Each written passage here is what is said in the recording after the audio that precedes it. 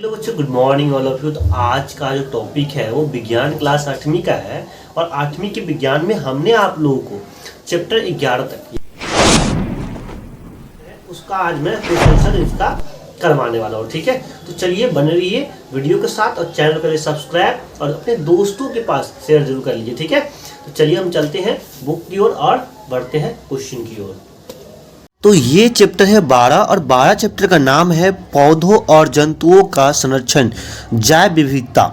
इनके बारे में हमें पढ़ना है। इनका आज मैं पूरे अभ्यास का जो क्वेश्चन आंसर बताने वाला हूँ। चलिए हम चलते हैं अपने अभ्यास पे। अभ्यास में देख पा रहे होंगे ये लिखा है कि निम्न प्रश्नों में से सही विकल्प चुनिए, यानी सही विकल्प पे टिक लगाना है। ठीक है, तो इसमें पहला प्रश्न क्या है, धरती पर पाए जाने वाले विभिन्न प्रकार के जीवों की प्रजातियों उनमें आपसी संबंध को कहा जाता है। तो क्या कहा जाता है, तो जैव विविधता कहा जाता है उनके आपसी संबंध को। ठीक है, ऑप्शन नंबर फर्स्ट जो है सही हो जाएगा, इसमें टिक लगा देंगे। क्वेश्चन नंबर 2 है, अभयारण्य एवं राष्ट्रीय उद्यान में माना है, क्या माना है, तो ऑप्शन है कृषि, चारागाह, शिकार, इन सभी चीज़ों को माना गया है, तीनों चीज़ को माना गया है। तो इसमें उपयुक्त सभी देख रहे हो, चौथा वाला ऑप्शन उसको टिक कर देंगे। ठीक है, अगला प्रश्न है प्रश्न नंबर 3, निम्न में से कौन से जंतु विलुप्त होते जा रहे हैं। तो ऑप्शन ए है, मतलब फर्स्ट ऑप्शन है बाघ, ऑप्शन सेकेंड है गैंडा, ऑप्शन 3 है यानी थर्ड है ब्लू व्हेल। तो ये तीनों जो है सो जाति जो है जंतु जो है वो विलुप्त होते जा रहे हैं। तो इसमें उपयुक्त सभी जो है ऑप्शन नंबर 4 में टिक कर देंगे। ठीक है, क्वेश्चन नंबर 4 है, राष्ट्रीय जलीय जीव है। तो इसका ऑप्शन है पहला है ब्लू व्हेल, दूसरा है गांगेय डॉल्फिन, तीसरा है घड़ियाल, चौथा है मगरमच्छ। तो ये सेकेंड ऑप्शन हो जाएगा गांगेय डॉल्फिन। ठीक है, अगला प्रश्न है प्रश्न नंबर 5, कांवर पक्षी बिहार स्थित है, तो ये किस जगह में स्थित है। तो ये देखिए यहाँ पे अलग अलग जो है ना, ये शायद जिला का नाम दिया हुआ है, मुंगेर हो गया, गया हो गया, पटना हो गया, बेगूसराय। तो बेगूसराय में पाया जाता है। ठीक है, इसको टिक कर लेंगे। ठीक, कांवर झील। ठीक है, अगले प्रश्न है प्रश्न नंबर बी, रिक्त स्थानों की पूर्ति कीजिए। चलिए इसके रिक्त स्थान को भरेंगे हम। ठीक है, चलिए हम बताते हैं इस पर।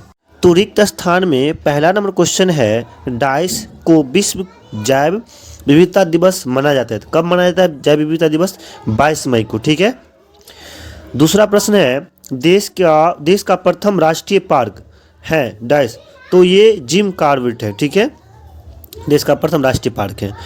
प्रश्न नंबर 3 है, संकटापन्न प्रजातियों का सूची या विलेख डाइस पुस्तक में रहता है। किस पुस्तक में रहता है, रेड डाटा बुक में रहता है, रेड डाटा पुस्तक में रहता है। ठीक है, अगला प्रश्न है 4 नंबर, प्रवासी पक्षी सुदूर क्षेत्र में से डाइस परिवर्तन के कारण पलायन करते हैं, यानी किसी दूसरे देश से आ जाते हैं, पलायन करके आ जाते हैं। तो वहाँ पे किस लिए आता है, तो जलवायु यानी मौसम की वजह से।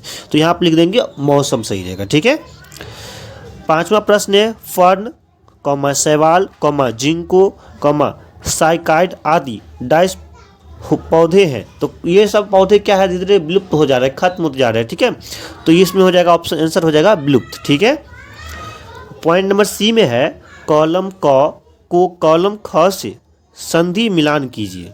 तो एक तरफ कॉलम क दिया, एक तरफ कॉलम ख दिया, इसको मिलान चिन्ह है, इसको मिलाना है बेसिकली। तो पहला में है डोडो, डोडो क्या है, तो ऑप्शन नंबर 4 में मिला दीजिएगा। इसका होगा मॉरिशस की विलुप्त जंतु है ये।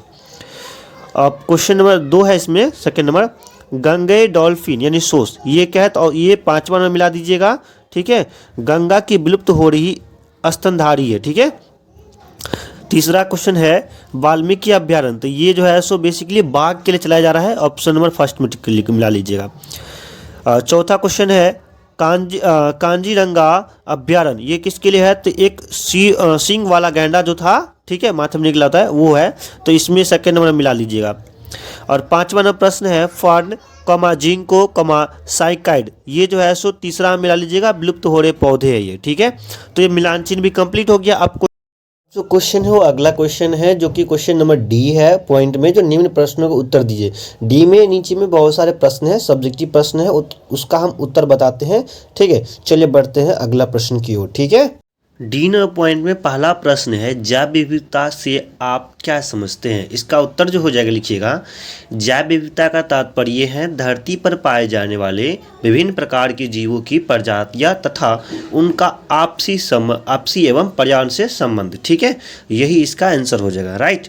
चलिए प्रश्न नंबर 2 है, हमें जैव विविधता का संरक्षण क्यों करना चाहिए। इसका उत्तर, जैव विविधता के कारण ही हम इस पृथ्वी पर स्वस्थ और सुखी जीवन जी पाते हैं और आजकल अत्यधिक प्रदूषण, जंगलों की कटाई, जनसंख्या, जानवरों का शिकार इत्यादि से हमारा पर्यावरण जो है खतरे में आ गया है। अतः जैव विविधता का संरक्षण आवश्यक है। ठीक है, ये इसका आंसर हो जाएगा। बढ़ते हैं प्रश्न नंबर 3 की ओर। प्रश्न नंबर 3 है, विनाश के मुख्य कारण एवं उसके प्रभाव बताइए। तो पहले हम इसका विनाश का मुख्य कारण बता देंगे, फिर इसका प्रभाव भी बता देंगे। तो इसका मुख्य कारण क्या है जगह, तो जंगलों या वनों की कटाई हो गया, जीव जंतुओं का शिकार हो गया, फैक्ट्रियों तथा मानव अवशिष्टों से बढ़ता मतलब प्रदूषण और बढ़ती जनसंख्या भी है। ठीक है, इसके अलावा और अब है इसके प्रभाव निम्न है। तो क्या प्रभाव हो जाएगा, पर्यावरण का असंतुलित होना, विलुप्त हो रहे जीव जंतु, ग्लोबल वार्मिंग, मानव के स्वास्थ्य पर बुरा प्रभाव जो है सो यानी असर पड़ना। ठीक है, तो ये था प्रश्न नंबर 3। बढ़ते हैं प्रश्न नंबर 4 की ओर।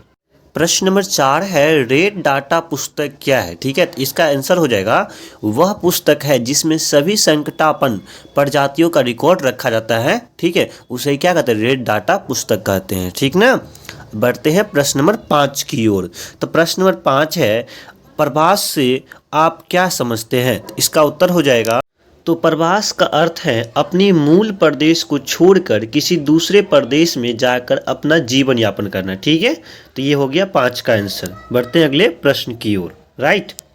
प्रश्न नंबर 6 है, अभयारण्य एवं राष्ट्रीय पार्क से क्या तात्पर्य है। अपने राज्य के किन्हीं 2 अभयारण्यों का नाम लिखे। तो इसमें पहले हम अभयारण्य का मतलब जान लेते हैं और राष्ट्रीय पार्क का, इन दोनों का जान लेते हैं। तो अभयारण्य का हो जाएगा, जंतु एवं उनके आवास के लिए हर प्रकार से सुरक्षित क्षेत्र होता है, ये अभयारण्य हो गया। और राष्ट्रीय पार्क हो गया वन्य जंतुओं के लिए आरक्षित क्षेत्र, जहाँ वे स्वतंत्र रूप से आवास एवं प्राकृतिक संसाधनों का उपयोग करते हैं। ठीक ना, वो चीज़ हो गया। ठीक है, अब इसमें बोल रहा था कि किन्हीं 2 अभयारण्य का उदाहरण देने के लिए, नाम लिखने के लिए बोला था। तो पहला हम लिख लेते हैं अपने राज्य का, आप जिस भी राज्य का है लिख सकते हैं। आप पेज नंबर जो है सो 164 में देखिएगा, वहाँ पर तालिका बनी है, सभी राज्य का दिया हुआ है नाम। ठीक है, तो आप जिस भी राज्य से उस राज्य से लिख सकते हैं। फिलहाल मैं बिहार से हूँ, तो मैं बिहार का, अभी मैं फिलहाल दिल्ली में हूँ। ठीक है, तो बिहार के लिए लिख देता हूँ, वाल्मीकि अभयारण्य बिहार, बाघ लिख दीजिएगा, और कांवड़ पक्षी बिहार, प्रवासी पक्षी लिख दीजिएगा। ठीक है। प्रश्न नंबर 7 हो जाएगा, प्रोजेक्ट टाइगर के बारे में संक्षेप में बताइए। तो प्रोजेक्ट टाइगर के बारे में बताना है संक्षेप में। ठीक है, इसका उत्तर लिखना है। तो इसका आंसर हो जाएगा, बाघों के संरक्षण के लिए सरकार द्वारा प्रायोजित यह एक योजना है जिसका आरंभ 1972 में किया गया था। बाघ हमारे देश में विलुप्त प्राय पशु हैं, जो 40,000 से घटकर 2011 में मात्र 1706 ही बचा था। इसकी सुरक्षा के लिए ही सरकार ने इसे राष्ट्रीय पशु घोषित कर दिया है। ठीक है, तो ये था इसका 7 का आंसर। समझ के आज पता चला कि जो है सो सरकार ने बाघ को जो है सो राष्ट्रीय पशु क्यों घोषित किया गया है।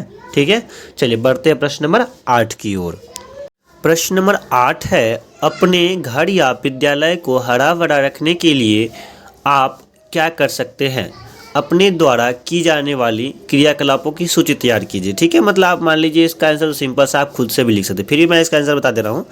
तो विद्यालय को हरा भरा रखने के लिए हम विद्यालय में पौधारोपण जो है करेंगे। इसके अलावा समय समय पर पौधों में का ख्याल रखेंगे ताकि विद्यालय हरा भरा रहे।